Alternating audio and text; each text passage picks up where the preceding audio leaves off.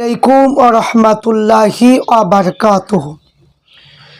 প্রত্যেক জাতি ধর্ম বর্ণ নির্বিশেষে প্রত্যেককে জানাই আন্তরিক শুভেচ্ছা এবং অভিনন্দন। আজকে আমি আলোচনা করব, আপনারা প্রত্যেকে থাম্বনেলে দেখতে পেয়েছেন, একজন অগ্র একজন মহিলার নাম হচ্ছে বিলকিস। এই বিলকিসকে একটু ধুলাই করব। আপনারা প্রত্যেকেই ভিডিওটা দেখুন এবং শেয়ার লাইক অবশ্যই করবেন। এবং আমি প্রত্যেককে বলবো যে আইএসএফ দলের যিনি প্রতিষ্ঠাতা পীরজাদা আব্বাস সিদ্দিকী ভাইজান, তিনি পিছিয়ে পড়া জাতি ধর্ম বর্ণ নির্বিশেষে যারা দীর্ঘদিন ধরে ভোট দিয়ে আসছে, তারা অনেক কিছু সরকারি প্রকল্প দিয়ে অনেক কিছু থেকে তারা পিছিয়ে থাকে। ঘর যদি বাইর হয়, ঘর করতে গেলে ঘরের টাকা যদি আসে, তো সেই ঘরের টাকায় কি হয়, ঘরের টাকাতে আপনার মানে কি যে মেম্বার যদি থাকে 10,000 নয় 20,000 টাকা দাও, নয়তো তুমি ঘরের টাকা পাবে না। এই যে বিভিন্ন মানে জিনিস দিয়ে তার তোষণ করা হয় গরিব মানুষগুলোকে।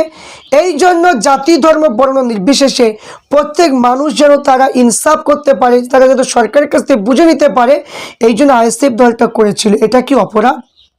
এটা কি অপরাধ? কখনো অপরাধ নয়। তো পীরজাদা আব্বাস সিদ্দিকী ভাইজান তিনি আইএসএফ দলটা করলেন মানুষের হয়ে একটু কাজ করবে এই জন্য। তো এবং তিনি কি করলেন, তিনি ধর্মীয় আলোচনা জালসা মাহফিল তিনি করেন। এবং তিনি কি করলেন, তিনি ছোটো ভাই পীরজাদা নওশাদ সিদ্দিকী ভাইজানকে তিনি নামিয়ে দিলেন।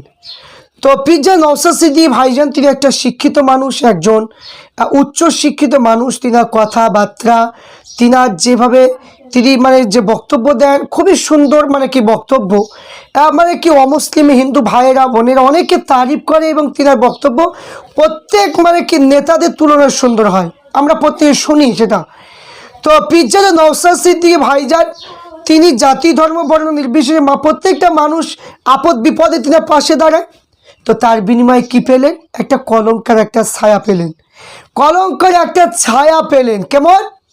তো এখানে যে বিলকিসকে আপনি ছবিটা দেখতে পেলেন, এই নির্লজ্জ বেহায়া এ পয়সার জন্য একজন মানে কি একটা উচ্চ বংশের একটা সন্তান, যে 14 শতাব্দীর মুজাদ্দিদ আবু বকর সিদ্দিক ফুরফুরা রহমাতুল্লাহ আলাইহি, তিনার বংশের ছোট হুজুর পীর রহমাতুল্লাহ আলাইহি এবং মানে কি তিনার ছেলে মানে পীর আল্লামা আলী আকবর সিদ্দিক চাঁদের হুজুর কেবলার ছেলে নওশাদ সিদ্দিকীর নামে দুর্নাম দিল।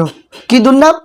যে আমাকে বিয়ে করেছে, আমার সঙ্গে সব কিছু করেছে, আমাকে স্তূপে গ্রহণ করছে না, এই রকম মানে কি কলঙ্ক একটা ছায়া ফেলেছে। তো আমি এই ভিডিওটা যারা যারা দেখছেন, আমি আপনাদের কাছে অনেক কিছু কথা একটু তুলে ধরবো, যদি আপনারা যদি একটু শুনেন।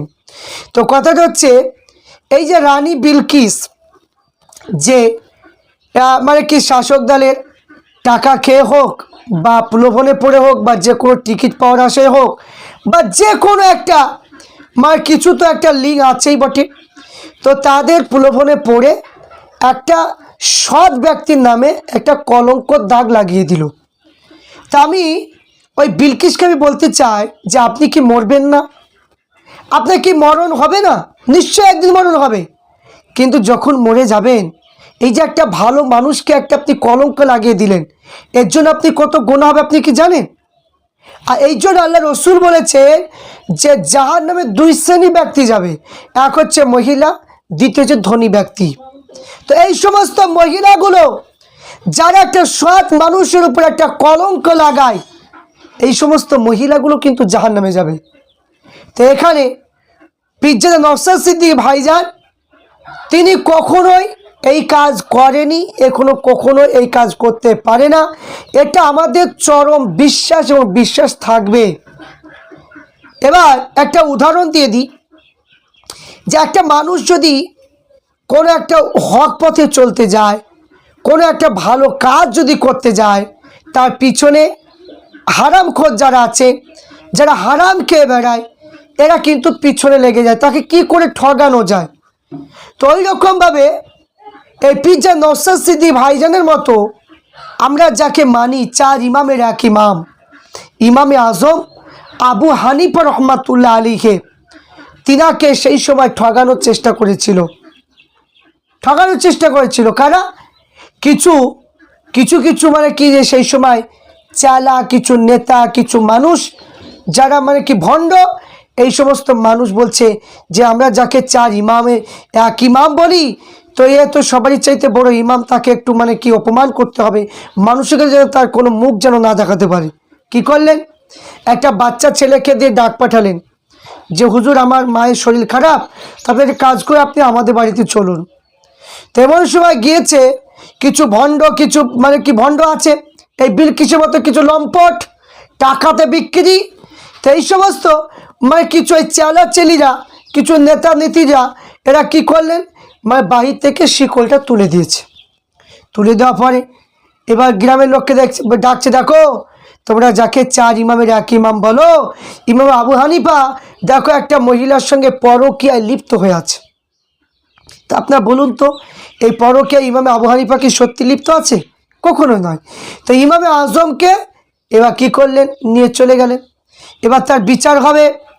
তো বিচার হবে, ইমামে আজম তিনি তাহাজ্জুদের নামাজ পড়ে কাঁদছেন, আর যে ঘরে রাখা হয়েছে তার পাশে ঘরের মহিলাটাকে রাখা হয়েছে, আর সেই মহিলাটা সে জানলা দিয়ে দেখছে যে ইমামে আজম তিনি ঝরঝর করে কাঁদছে আল্লাহর কাছে। তো মেয়েটার মনে একটা মায়া এসে গেল। তো বলছে হুজুর, তো বললো কী হয়েছে বল। তো আমার বিয়াদি মাফ করেন, আপনার কোনো দোষ নাই, তো আমি টাকার জন্য এই কাজগুলো করেছিলাম, তা আপনি আমাকে আজকে যা বলবেন আমি আপনার মুখের পানে তাকিয়ে আমি আপনার জন্য সব কিছু করতে পারি। তো বলছে তুই কিছু করতে পারবি না, যা করবে আল্লাহ করবে। তবে একটা শোন, তুই এখন বুরখা পরে তুই এখান থেকে বেরিয়ে যা, আর ওই বুরখাটা আমার স্ত্রীকে দিয়ে আমার স্ত্রীকে বলবি যেন সে এই ঘরে চলে আসে। এবার করলেন কি, যে তার বিবিকে দিয়ে দিল। এবার কি বিচার হবে, ইমামে আজম আবু হানিফা রহমাতুল্লাহ আলাইহির শ্বশুরকে দিয়েছে বিচারের দায়িত্ব। যে মেয়েটা যে পরকীয়া লিপ্ত, সেই মেয়েটার মুখটা, পর্দা থেকে মুখটা তুলে দেখবে মেয়েটা কে, তো বিচার হবে। তো মানে চার এক ইমামে আজম করেছে, মানে চারিদিকে ভাইরাল বিচার হবে, আকার বিচার, মানে ইমাম করেছে, সাধারণ মানুষ জেনা করছে, সাধারণ মানুষ ধরা পড়ছে, সাধারণ নেতা নেত্রীরা কত জায়গায় ধরা পড়ে যাচ্ছে, রাস্তাঘাটে খারাপ কাজ করছে, গাড়ি মানে কি রেখে রাস্তায় ডাইরেক্ট খারাপ কাজ করছে, তাদের কোনো ভাইরাল নাই। আর একটা ইমামকে, একটা সৎ ব্যক্তি যদি হয়, মাথায় টুপি যদি থাকে, তাহলে সারা পৃথিবীতে তার জন্য ভাইরাল হয়ে যায়। তো এইরকমভাবে তো ইমামে আজম আবু হানিফাকে মানে কি তাকাচ্ছে একবার, মানে কি মেয়েটার দিকে তাকাচ্ছে, গ্রামের মানুষ সবাই গোগো করছে। তো এমন সময় দেখতে পাওয়া যায় যে ইমামে আজম বলছে আপনি কোনো চিন্তা করবেন না, আপনি যান না, আপনি যান, মাথায় তুলুন। যেই না মুখটা তুলেছে, ইমামে আজমের শ্বশুর আব্বা বলছে যে আমার জামাই যেটা করেছে ঠিক করেছে। কেন? যে আমার তো মেয়ে। ওই সমস্ত নেতা মন্ত্রী যারা ছিল, যারা গ্রামে মাতব্বরী ছিল, যারা দুর্নাম দেওয়ার জন্য, তাদের মুখ থুবড়ে গেল, মুখটা মানে কি থুবড়ে গেল, অপমান হলো।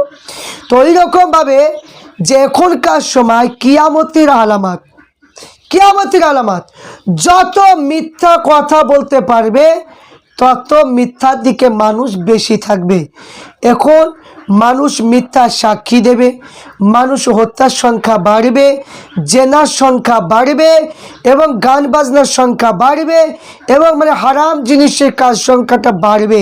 তো এখন মানে পরকীয়া এটা তো অলরেডি বেড়ে গিয়েছে। তো এখানে যে সৎ ব্যক্তির যে নামে যে কলঙ্ক মানে কি বিলকিস দিয়েছে, এই বিলকিসকে আমরা তীব্র নিন্দা জানাচ্ছি। আমি বলবো যে আপনি যখন মরে যাবেন, আপনি যাদের প্রলোভনে পড়ে একটা সৎ ব্যক্তির নামে দুর্নাম করলেন, এর জন্য আপনার ঠিকানা জাহান্নাম হবে।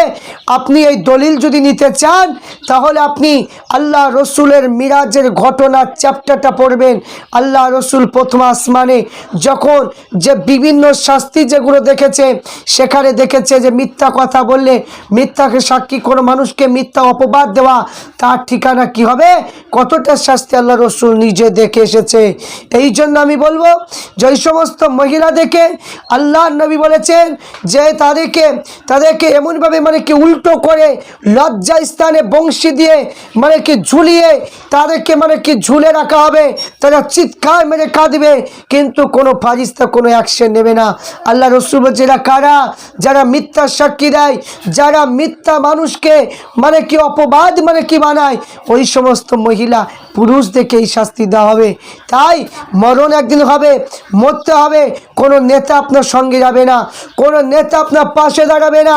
কবরে আপনাকে যদি আমল ভালো থাকে আপনি আমলের জোরে আপনি যেতে পারবেন, কিন্তু আজ আমরা যে আকাবির আমরা হিসাবে পেয়েছি মুজাদুজ্জামান দাদা হুজুর পীর কেবলা রহমাতুল্লাহ আলাইহি, কাল কিয়ামতের দিনে তিনি সুপারিশ করার অধিকার তিনি পাবেন, আর তার বংশের মানুষকে আপনি এইরকম কলঙ্কিত করলেন, আপনি মাথায় রাখবেন যে কিয়ামতের দিনে আপনার কি অবস্থা হবে সেটা আপনি বুঝতে পারবেন।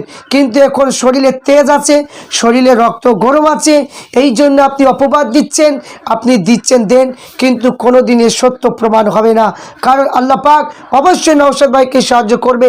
দাদা হুজুর পীর কেবলা রহমাতুল্লাহ আলাইহি ওসিলায় আমরা দোয়া করি যে এই যে কলঙ্ক মানে যেটা লাগিয়েছে এর মানে সত্যটা অবশ্যই নওশাদ ভাই জিতবে, কখনো তিনি এই কলঙ্কিত কখনো জড়িত হবে না ইনশাআল্লাহ।